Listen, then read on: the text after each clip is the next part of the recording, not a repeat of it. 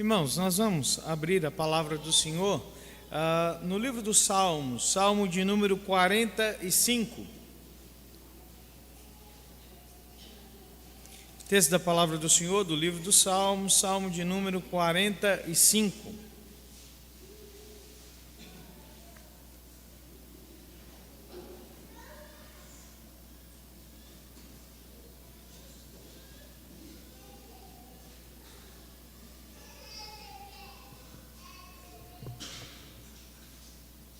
Texto da palavra do Senhor, do livro dos Salmos, Salmo de número 45.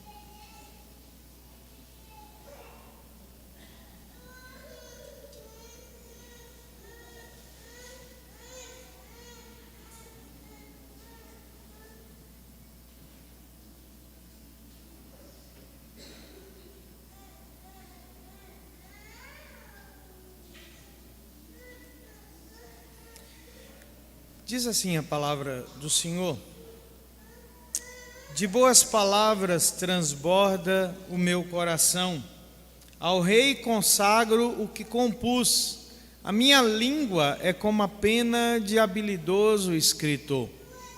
Tu és o mais formoso dos filhos dos homens, nos teus lábios se extravasou a graça, por isso Deus te abençoou para sempre.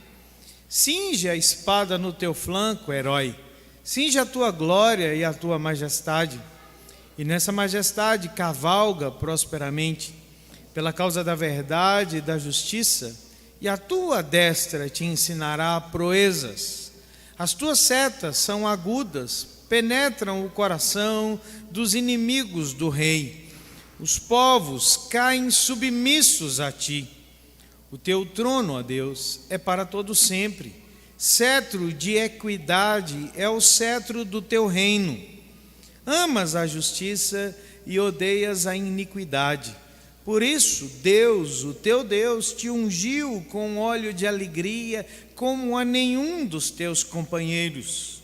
Todas as tuas vestes recendem a mirra, aloés e cássia.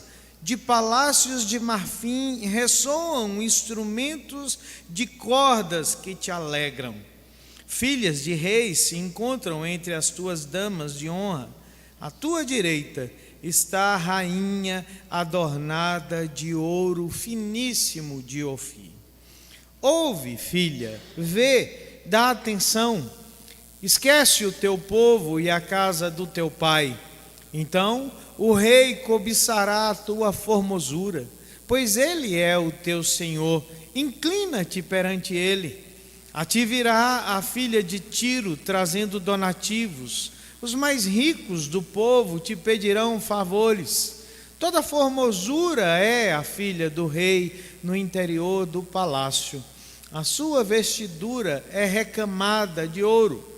Em roupagens bordadas, conduzem-na perante o rei. As virgens, suas companheiras que a seguem, serão trazidas à tua presença. Serão dirigidas com alegria e regozijo. Entrarão no palácio do rei.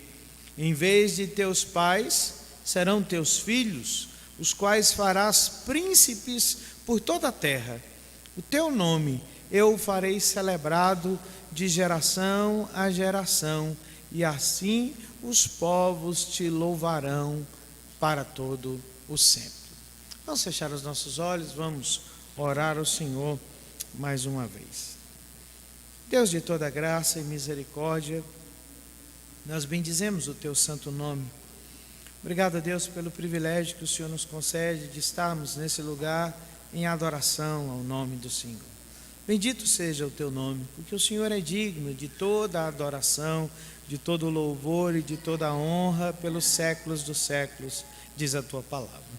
Agora, quando nós estamos diante dessa mesma palavra, pedimos que o Senhor abra os nossos olhos e que o Senhor, ó Deus, nos dê o entendimento da tua vontade revelada para os nossos corações. É o que nós oramos, agradecidos, no nome santo de Jesus. Amém. Há poucos dias atrás, todos nós estamos envolvidos aí em uma notícia, em uma cerimônia que forma muito prática, dizia muito pouco respeito a nós, né? Que foi a morte e o sepultamento da rainha Elizabeth II da Inglaterra. Achei tão interessante, né? O que se desenvolveu. Primeiro porque ninguém achava que a rainha Elizabeth ia morrer, né? Todo mundo achava que ela ia, né, viver eternamente, aí faziam piada com isso tudo. Mas o fascínio que a realeza produz em pessoas que não são só os britânicos, né, que estão diretamente ligados lá à família real, tudo relacionado a família real causa esse fascínio no mundo. E eu me lembro de um dos comentários mais interessantes que eu achei aí, que eu encontrei durante o velório, né, a morte, o velório, o sepultamento da rainha Elizabeth, que alguém colocou lá, falou assim: olha, a vovozinha mais querida da Europa morreu. Eu achei curiosa essa expressão, sabe por quê? Porque assim, eu tentei imaginar a cena da rainha Elizabeth com a coroa na cabeça, como uma vovozinha, fritando uns bolinhos de chuva para os seus netos. Dá para imaginar uma cena como essa? Eu achei interessante, porque assim, nada parece mais desconectado da realidade do que um comentário como esse, né? A vovozinha mais querida do mundo faleceu. Mas eu entendo isso. Tudo que é relacionado lá à família real inglesa produz um fascínio. Em 1953, quando Elizabeth II, né, foi coroada rainha lá do Reino Unido, aquele foi o maior evento da televisão mundial. Gente de todo mundo viu a coroação daquela ali jovem com 25 anos de idade, né, sobre um vasto império. Muitos anos depois, em 1981, né, todo mundo acompanhou aquilo que era chamado de o casamento do conto de fadas, do príncipe Charles, que não era um príncipe encantado, né? A gente tem que concordar, e não continua sendo nenhum bicho encantado, né? Com uma jovem Lady Di, né? Todo mundo achou aquilo a coisa mais extraordinária do mundo, e todo mundo se frustrou, né, quando o casamento do conto de fadas acabou em 1996. Depois a princesa morreu, todo mundo ficou comovido também por aquilo que aconteceu. E agora a rainha morre, há essa comoção, e todo mundo se prepara para o grande outro evento, que é a coroação do agora rei Charles, né? Que não é um músico, né?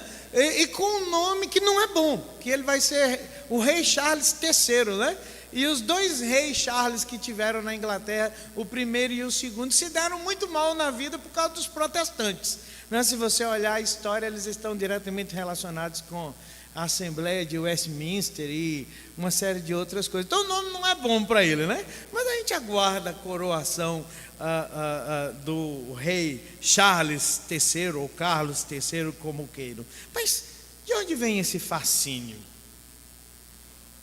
Não é um negócio novo, gente, porque nós temos aqui um texto das Escrituras que está nos dizendo de um momento de fascínio, né, por um evento real, né, que aconteceu há milhares de anos atrás. Temos estudado aqui, pensado, meditado sobre os chamados salmos dos filhos de Corá, né, que era uma família especial de levitas que havia sido responsabilizada por Davi e depois, posteriormente, por Salomão, para cuidar dos louvores do templo, né? E esses salmistas tinham uma história de vida muito interessante, porque eles foram poupados há muitos séculos antes de se tornarem esses cantores aqui do templo, quando a família deles havia, né, se colocado contra Deus, em rebelião. Os filhos foram poupados com o propósito de serem adoradores, de serem servos do Deus Todo-Poderoso, e eles assim o fizeram, porque eles são responsáveis por composições belíssimas né, do nosso saltério que retratam o que significa verdadeiramente adorar o Senhor. E dentre essas composições está o Salmo 45, que é um salmo diferente de todos os outros salmos do saltério. Ele é único dentro desse inário do povo de Deus, porque ele parece não ter nenhuma relação com os outros salmos, exceto por uma designação que nós temos aí no subtítulo, dizendo que ele é um masquil, dos filhos de Corá, e nós já vimos, isso é um salmo didático, um salmo que havia sido composto com o propósito de ensinar algo específico a respeito de adoração.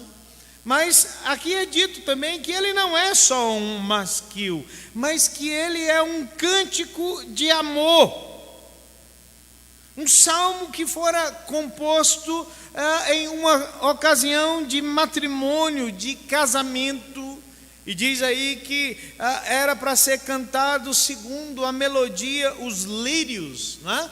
Que é um termo hebraico chamado Shoshanim, né? Que era a melodia que deveria acompanhar esse salmo. E ele foi composto em uma ocasião de casamento real de um príncipe da casa de Davi, com uma princesa de alguma nação estrangeira. Nós não sabemos que casamento é esse. Se esse salmo foi escrito para retratar o casamento de Salomão com alguma das princesas com quem ele se casou, nós precisamos nos lembrar que ele era casado, segundo a descrição da Escritura, com 700 princesas. Então, poderia muito bem ter este salmo ser composto tendo em vista uma dessas celebrações, desses casamentos de Salomão. Há quem diga que o salmo foi composto para a cerimônia de casamento do príncipe Jorão, que era filho de Josafá, que na Escritura é uma espécie de segundo Salomão, dado ao esplendor do seu reino, ao crescimento do reino. E esse Jorão casou-se com uma princesa chamada Atalia, que era filha de Acabe e Jezabel, que eram reis do norte. Não sabemos se esse casamento é de Salomão, se esse casamento é do filho de Josafá, mas há algo certo, né? É que esse casamento se enquadra dentro dessa imagem do reino davídico, de alguém que tinha sobre si uma responsabilidade muito maior do que aparentemente era vista. E o fato de nós não conseguirmos identificar esse ambiente, ele se adequa justamente ao significado mais sublime, que os coraitas atribuíram a esse salmo real, porque quando nós olhamos para aquilo que está sendo dito aqui, evidentemente, nós chegamos à conclusão de que nenhum rei humano poderia se enquadrar naquilo que o salmista está contemplando, no quadro que o salmista está pintando aqui nessa poesia. É por isso que a Escritura declara, ela mesma, lá em Hebreus capítulo 1, versos 8 e 9, que o que os filhos de Corá cantaram foi a respeito do verdadeiro rei do povo de Deus, que era o Senhor Jesus Cristo, o Messias prometido, o rei magnífico, que era maior do que Salomão, vivendo em sua época de esplendor. Então, o salmista está aqui nos apresentando algo muito maior do que o casamento que ele contemplou em uma determinada ocasião, porque ele está vendo o casamento do rei, Messias, do verdadeiro rei e da sua verdadeira esposa, da sua verdadeira noiva, que era o seu povo, que era a igreja. E esse salmista, irmãos, está profundamente tocado por aquilo que ele presencia, que ele vê naquelas celebrações. Porque ele está dizendo assim: olha, de boas palavras transborda o meu coração, ao rei eu consagro o que compus, a minha língua é como a pena de um habilidoso escritor. Ele não poupa palavras ou elogios àquilo que ele compõe, né, em consagração ao verdadeiro rei. Esse salmista está transbordando com algo que ele viu naquela celebração.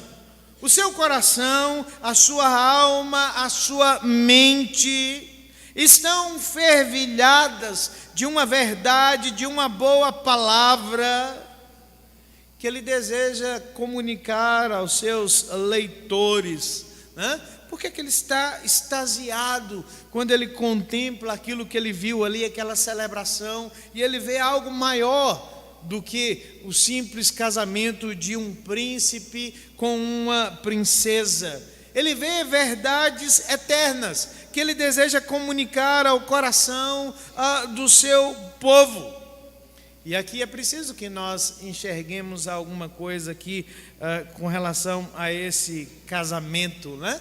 Porque se vocês prestaram uma atenção no texto, né? O centro do casamento não é a noiva, mas é o noivo na celebração, no casamento oriental. Isso é interessante pensar. Fico sempre pensando, né, que na nossa cultura ocidental tudo gira em torno da noiva, né? O noivo é um personagem meio pálido ali no altar, mas tem um personagem mais pálido do que o noivo no altar. Sabe quem é? O pastor que fica do lado do noivo, né? Esses são personagens que passam despercebidos. E há até uma historinha, né, que eu li em algum lugar, onde uma avó está ensinando sua netinha sobre a beleza do casamento, né, e eles veem uma noiva linda entrando pela igreja, e a netinha pergunta para a avó, fala assim: vó, que moça linda, por que ela está vestida de branca? E aí a avó, tentando comunicar para a neta, fala assim: olha, minha querida, é porque esse é o dia mais especial da vida dessa mulher. Ela se veste de branco porque tudo é alegria, tudo é satisfação, tudo é grandiosidade na vida dessa mulher. E a netinha então sorriu, mas depois ela falou assim: e por que esse moço está vestido de cinza? Aí a avó fala assim: essa parte você pula, né? O branco é a alegria da celebração. O noivo dessa celebração é o centro da festa. É por isso que o salmista deseja comunicar a nós, né, verdades que ferveram na sua alma, no seu coração, com aquilo que ele viu. Ele não viu apenas uma celebração humana, ele viu verdades eternas. E a primeira coisa que o texto da palavra do Senhor nos diz a respeito do que ele viu foi a beleza do noivo. Olhe para o verso de número 2 até o verso de número 9. O salmista diz assim: tu és o mais formoso dos filhos dos homens, nos teus lábios se extravasou a graça, por isso Deus te abençoou para sempre. Cinja a espada no teu flanco, herói, cinja a tua glória e a tua majestade, e nessa majestade cavalga prosperamente pela causa da verdade e da justiça, e a tua destra te ensinará proezas. As tuas setas são agudas, penetram o coração dos inimigos do rei. Os povos caem submissos a ti. O teu trono, ó Deus, é para todo sempre. Cetro de equidade é o cetro do teu reino. Amas a justiça e odeias a iniquidade. Por isso Deus, o teu Deus, te ungiu com óleo de alegria, como a nenhum dos teus companheiros. Todas as tuas vestes recendem a mirra, aloés e cássia. De palácios de marfim ressoam instrumentos de corda que te alegram. Filhas de reis se encontram entre as tuas damas de honra. À tua direita está a rainha adornada de ouro finíssimo de Ofir. O salmista está fazendo para nós, irmãos, uma descrição do noivo. E que descrição gloriosa é a descrição que ele faz. Ele nos apresenta a glória do noivo, a beleza do noivo. E essa beleza é vista em dois aspectos nesse texto. Primeiro, no caráter do noivo. E depois, nas ações do noivo. Percebam que esse rei glorioso, esse noivo belo, ele é bonito por causa do caráter que ele tem e por causa das realizações que ele empreende. O salmista diz que aquele rei era o maior homem que ele já conhecera na vida. E aquilo produzia no seu coração um senso de maravilhamento. Esse homem está extasiado com a beleza do rei. A beleza do rei produz deleite, produz prazer em seu coração. Nós podemos dizer, né, sem medo de ficarmos aqui equivocados, que a descrição da beleza desse noivo suscita adoração por parte desse salmista. Essa é a percepção que a palavra do Senhor nos oferece sobre aquilo que ele vê desse noivo glorioso. Agora, preste atenção naquilo que a palavra de Deus está comunicando aos nossos corações, porque o conceito de beleza que esse homem traz para nós a respeito de Cristo é extraordinário. Porque a beleza de Cristo, como o noivo do seu povo, como o rei do seu povo, é uma beleza vista na descrição do seu caráter e das suas realizações.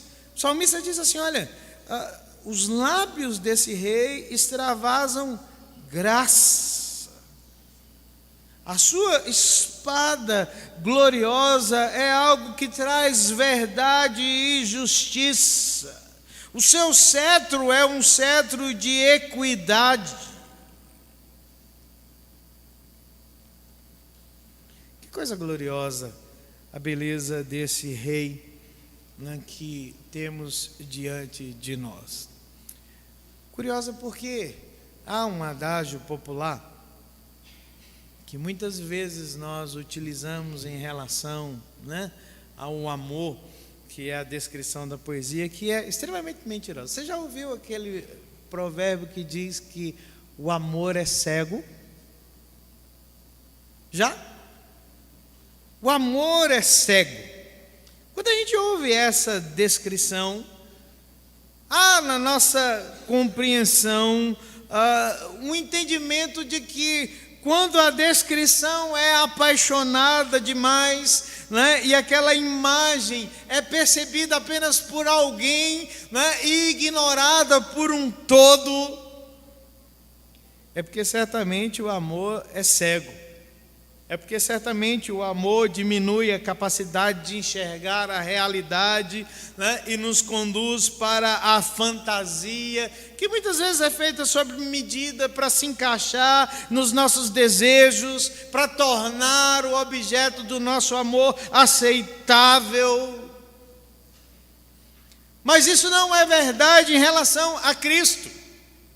Deixa eu lhe dizer algo que às vezes a gente ouve de forma muito mentirosa, sendo propagada por alguns crentes. Nós temos em Isaías capítulo 53, o profeta fazendo uma descrição do Messias, e num determinado momento lá da sua profecia, ele nos diz o seguinte: olha, olhando para ele, nenhuma beleza havia, nada que atraísse os nossos olhos. Certamente você já ouviu, como muitas vezes eu já ouvi pessoas dizendo assim: Jesus era feio, não havia beleza nele. E não é verdade, irmãos, porque o que o profeta está descrevendo é o horror da cruz, é o horror que o Jesus, né, que foi crucificado, que foi moído pelas nossas iniquidades, exibe, mas em todo tempo o quadro que Isaías nos apresenta é um quadro de beleza. Sabe por quê? Porque o amor enxerga a verdade. O amor não cria ilusões que nos incapacitam de lidar com a realidade da nossa vida em relação à fé. A beleza de Cristo abre os nossos olhos, nos capacita a enxergar quem Ele é, o seu caráter e as suas ações, as suas realizações em prol da vida do seu povo. Esse salmista está extasiado de adoração, de amor ao Rei, porque ele descobre que a beleza incomparável.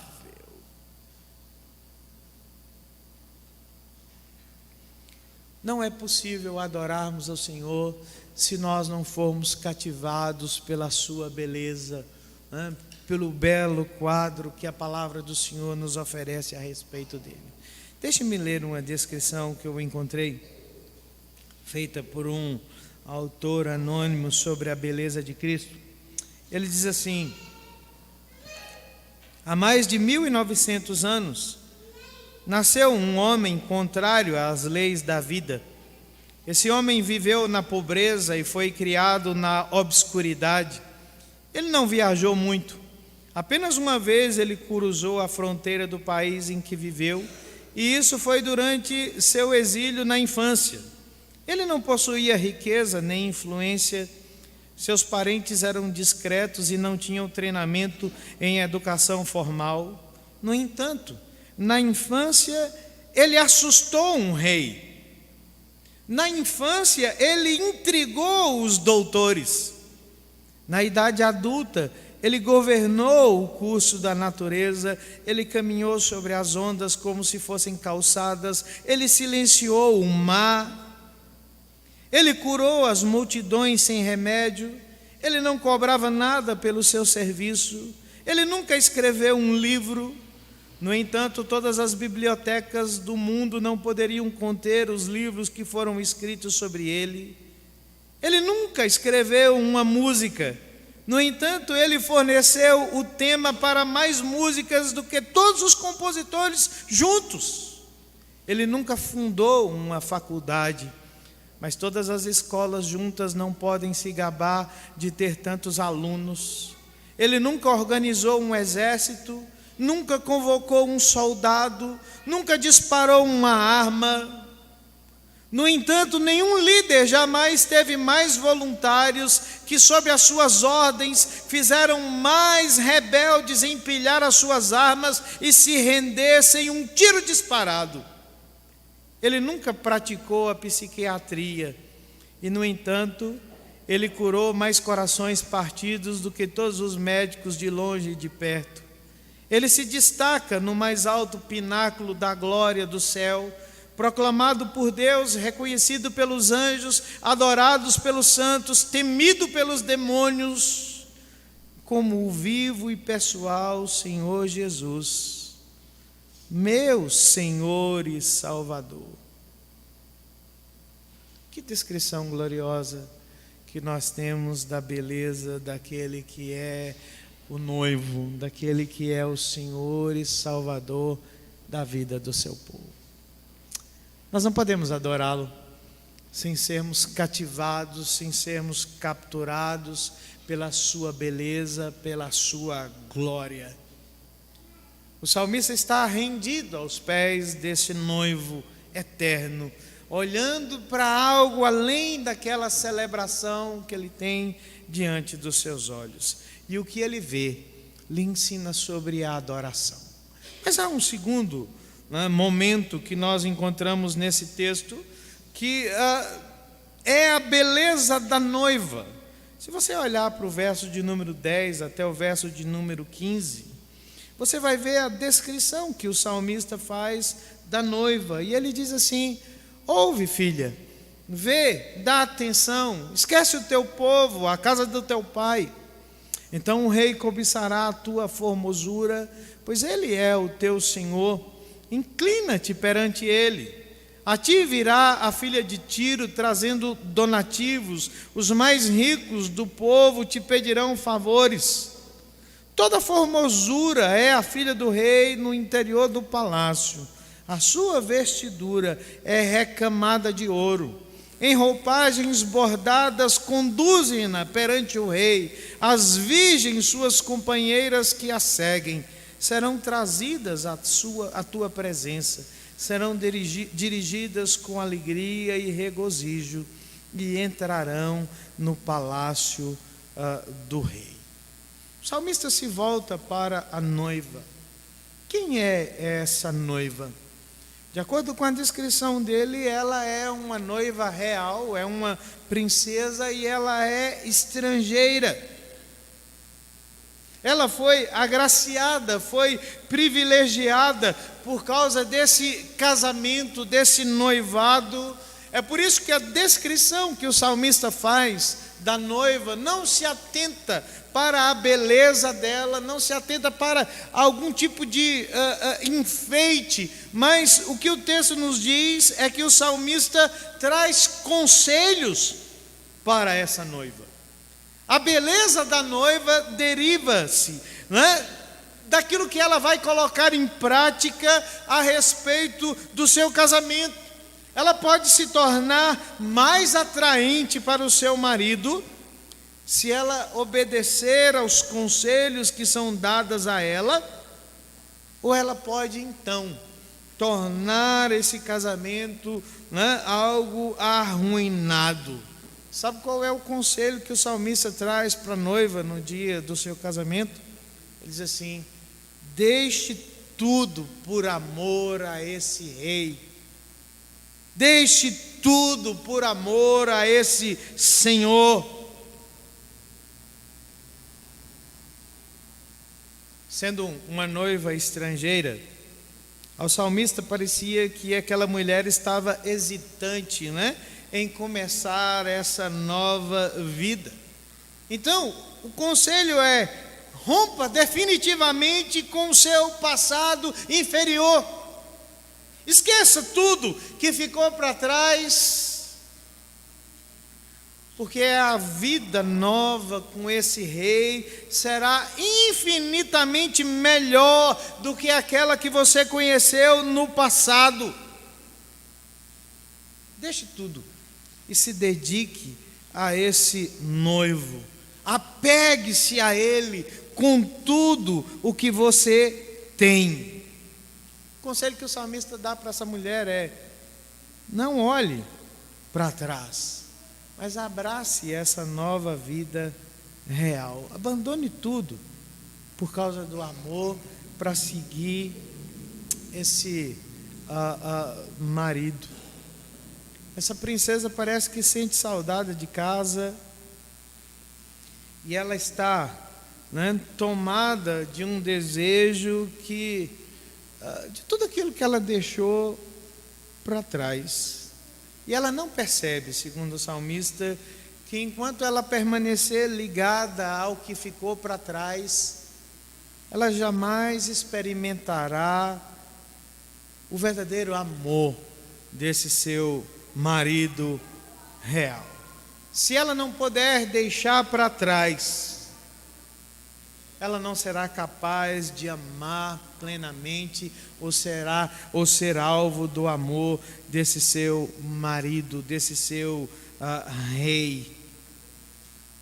Inevitavelmente, o que a palavra de Deus está nos oferecendo aqui pelo salmista é uma imagem do que significa ser a igreja do Senhor, do que significa ser parte do povo do Senhor, do que significa estar verdadeiramente comprometido, né, com o Senhor, nesse relacionamento, nesse compromisso real de amor.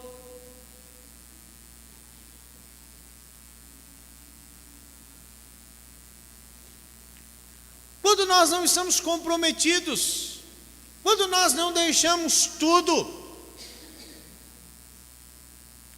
o amor ao rei sofre. Porque, vamos pensar um pouquinho, irmãos, se essa poesia de fato se aplica a Salomão, né, como é possível que sim, vocês se lembram quem foi responsável pela subversão, pela ruína de Salomão enquanto rei, enquanto aquele príncipe que idealizava o rei prometido por Deus? A Bíblia diz que foi o amor que ele tinha pelas suas esposas estrangeiras. Gente que não deixou para trás os compromissos que tinha, gente que não assumiu uma nova identidade como parte do povo de Deus. Mas a Bíblia diz que Salomão, por amor a essas mulheres, ele mandou construir templos, infinitos templos, inúmeros, para que cada uma das suas esposas pudesse adorar confortavelmente o seu passado, que pudesse estar ligada confortavelmente aos seus laços passados. O salmista diz assim: a menos que essa noiva rompa com o seu passado, a menos que essa noiva deixe tudo, ela jamais será capaz de entrar no palácio.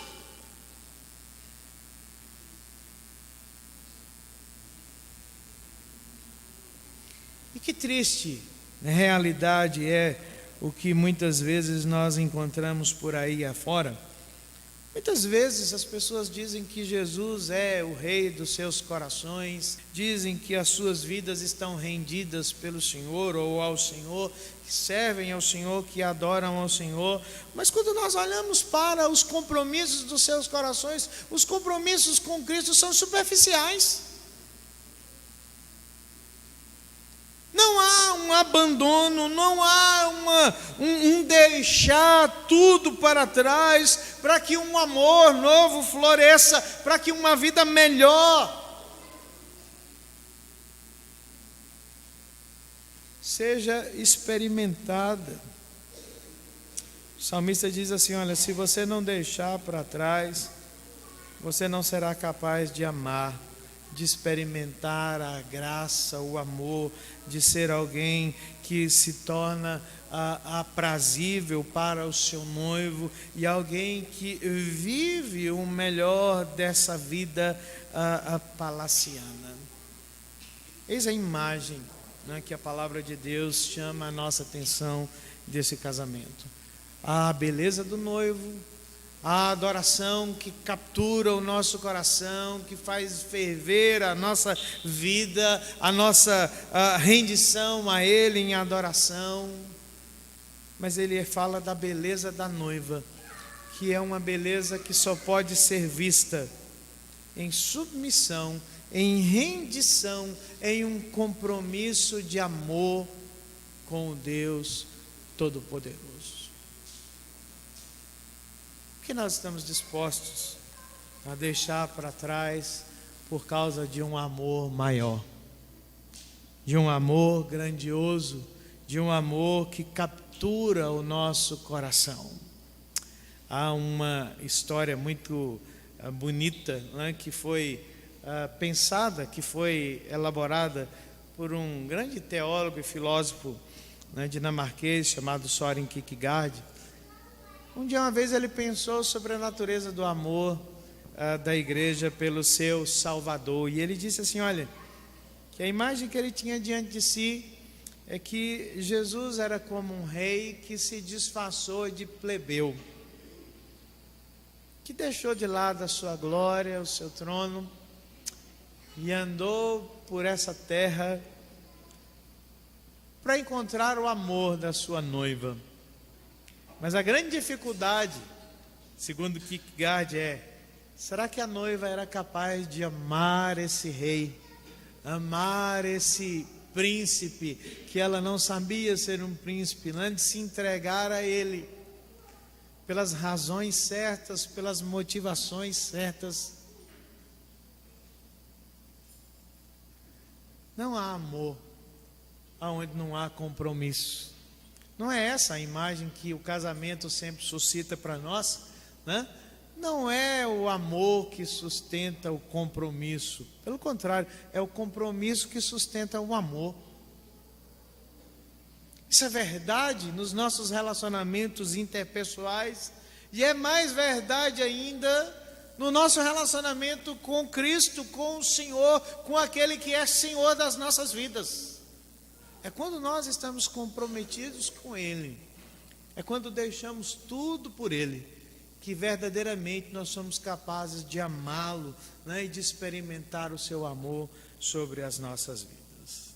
Caminhando para o final, o salmista, nos versos 16 e 17, nos fala sobre a bênção desse casamento, né? O que acontece quando esse casamento que junta a adoração, a beleza do noivo, que é Cristo, com a beleza da noiva, que é o seu afastamento do mundo e o seu compromisso? O que acontece quando essas duas coisas se integram? O salmista diz assim: em vez dos teus pais, serão os teus filhos, os quais farás príncipes por toda a terra, e o teu nome eu o farei celebrado de geração a geração, e assim os povos te louvarão para todo o sempre. Ele está dizendo que o que acontece quando, né, esse amor entre Cristo e a sua igreja se integram, é o reconhecimento da aliança, é o triunfo do reino de Deus, é o cumprimento do plano e do propósito de Deus para a vida do seu povo. Ele diz assim: olha, ao invés de passado, sabe o que é que nós teremos? Futuro.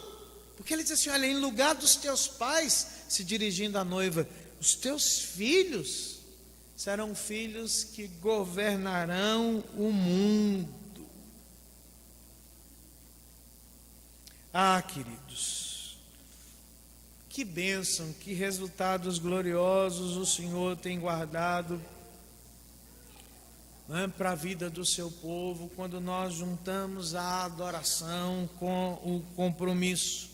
Quando nós olhamos para além daquilo que nós temos diante de nós e contemplamos a glória do Senhor, quando somos cativados por aquilo que é a beleza de Cristo e a nossa própria beleza como noiva do Cordeiro, nós experimentamos o que nós temos diante de nós. O salmista diz: o louvor e a perpetuidade das bênçãos do Senhor para o nosso futuro. E o futuro nós já sabemos qual é. Nós lemos aqui no início do nosso culto, né? Apocalipse capítulo 21, sobre a festa do Senhor com o seu povo, que é uma festa que dura para sempre. Eu comecei a minha palavra hoje falando para vocês do fascínio, né, que as coisas reais da Inglaterra exercem sobre o mundo, sobre as pessoas do mundo. Quem dera todos nós fôssemos tocados desse mesmo fascínio pelas coisas espirituais, né? Porque o que o salmista está dizendo é que nossa vida deve ser assim, uma vida fascinada pela glória de Cristo em todas as situações. O apóstolo Paulo, escrevendo aos Efésios, no capítulo 5, a partir do verso 22, ele fala sobre a beleza do casamento. Sim, sabe por que o casamento do povo de Deus é belo? Porque eles apontam para algo eterno, que é o casamento de Cristo com o seu povo. Por que os nossos casamentos precisam ser vistos sob essa ótica eterna? Por que a criação dos nossos filhos precisa ser vista sobre essa ótica eterna? Porque o nosso trabalho e todos os nossos envolvimentos precisam ser vistos sobre essa ótica eterna. Porque há mais nessas coisas do que os nossos olhos conseguem captar. Se a gente vai na festa do casamento secular, né, participa das coisas que envolvem a nossa vida e deixamos passar despercebido a beleza. Os filhos de Corá estavam numa festa de casamento real. E o que eles viram não foi o noivo, o filho, né, da casa de Davi e uma noiva estrangeira se casando. Eles viram o Messias, eles viram o povo de Deus.